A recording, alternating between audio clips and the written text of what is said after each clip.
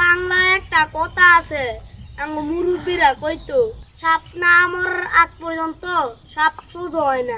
আর আঙ্গ মন্ডল সাহেব মরার আগেই সুদ হয়েছে গা। আল্লাহ যা করে বাড়ার লাগেই করে। চলেন দেখে আসি মন্ডল সাহেবের কি অবস্থা। রহিম কই গেলি? এদিকে আয়। এই যে মন্ডল সাহেব আসতাছি।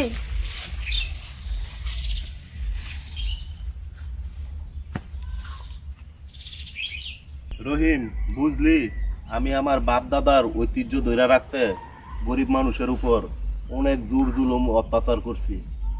জি মন্ডল সাহেব, গতকালকে মাহফিলে গেছিলাম, হুজুরে কি বলছে শুনেন নাই? হরে রহিম, শুনছি। হুজুর বলেছেন, আল্লাহ তাআলা পবিত্র কোরআনে পাকে বলেছেন, আল্লাহ তাআলা সুদকে করেছে হারাম আর ব্যবসাকে করেছে হালাল। তাই আমি আর এই পাপ কাজ কখনো করব না। আল্লাহর দরবারে গুনাহগার হইছি। আমি এই কান ধরতেছি, আমি আর জীবনও যত জীবন বাচ্চা থাকি আমি আর কখনো সুদে টাকা লাগাবো না। আমি এখন আমার বাপ দাদার ঐতিহ্য সুদের ব্যবসা বাদ দিয়ে এখন থেকে আমি ব্যবসা করতে চাই। রহিম, তুই আমার পাশে থাকবি না? আপনার মরার আগ পর্যন্ত আমি আপনার সাথে থাকবো। তুই কি আমার মৃত্যু কামনা করস রহিম? সি মন্ডল সাহেব, আপনার সাথে থাকা আমি আপনার নুন খাইছি, আমি কি আপনার মৃত্যু কামনা করতে পারি? বুঝলি রহিম, ওই দিন করিমের বউয়ের সাথে অনেক খারাপ ব্যবহার করছি। চল করিমের বউয়ের কাছ থেকে মাপ চাই আসি, আল্লাহ চলেন। যদি ক্ষমা করে। চলেন মন্ডল সাহেব।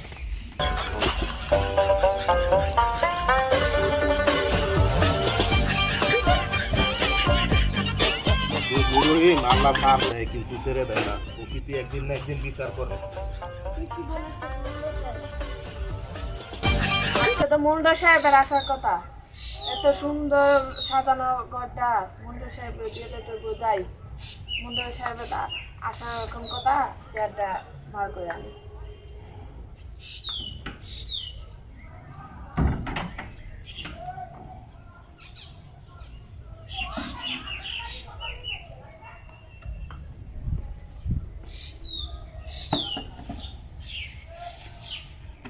নিয়তির খেলা বুঝা বড় দায়।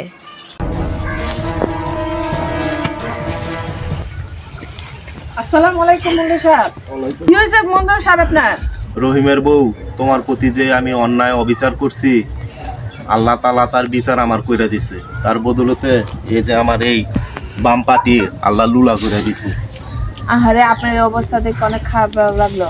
আসেন বসেন।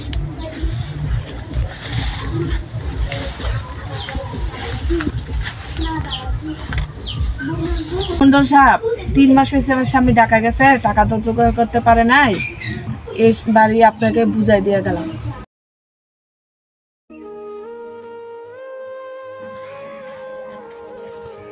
দাঁড়াও করিমের বউ, এদিকে আসো। আজকে আমি তোমাদের বাড়ি থেকে তাড়িয়ে দেওয়ার জন্য আসি নাই। কি বলবেন মন্ডল সাহেব, আমরা তো আপনার টাকা পরিশোধ করতে পারবো না। আজ আমি তোমাদের কাছে টাকার জন্য আসিনি। এতদিন আমি তোমাদের কাছ থেকে জোর জুলুম অন্যায় অত্যাচার কইরা যে অর্থ সম্পদ আমি আদায় করছি, সে অর্থ সম্পদ এখন আমি যার যার অর্থ সম্পদ তারে আমি বুঝাই দিতে চাই। মন্ডল সাহেব, আপনি সত্যি বলতেছেন? হ্যাঁ করিমের বউ, আমি সত্যিই বলতাছি। আমি আজ তোমাদের সব অর্থ সম্পদ আমি ফিরাই দেব। খোদার দরবারে গুনাহগার হইছি। আমি জীবনে আর এই সুদের ব্যবসা করবো না। মন্ডল সাহেব, আল্লাহ আপনাকে মঙ্গল করুক। হে আল্লাহ, তুমি মন্ডল সাহেব পাও দুটা বালা করে। করিমের দলিলটা দে।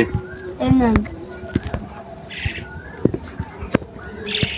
এই নাও, আমি তোমার এই বসত বিটা সবকিছু ফিরাই দিলাম। মন্ডল সাহেব, দলিলটা পাই আমরা অনেক খুশি হয়েছি। আল্লাহ আপনার নেক হায়াত দান করুক। দোয়া কইরো। তোমাদের জন্য আমি একটা উপহার আনছি। এই নাও, এই ব্যাসলাইটটা বিক্রি কইরা তোমার স্বামীর হাতে দিও।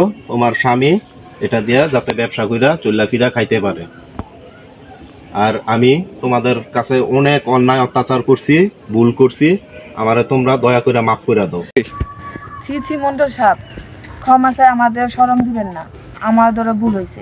তো ঠিক সময় আপনার টাকা পরিশোধ করতে পারিনি, তার জন্য এই ঝামেলা হয়েছে। পারলে আমাদের ক্ষমা করে দিয়েন। আমারও তোমরা ক্ষমা করে দিও। হে আল্লাহ, আমি মন্ডল সাহেব যে অভিশাপ দিয়েছি, তুমি এই অভিশাপ তুলে নাও। আমি তুলে নিছি, তুমিও তুলে নাও। মাফ করে দিও আল্লাহ।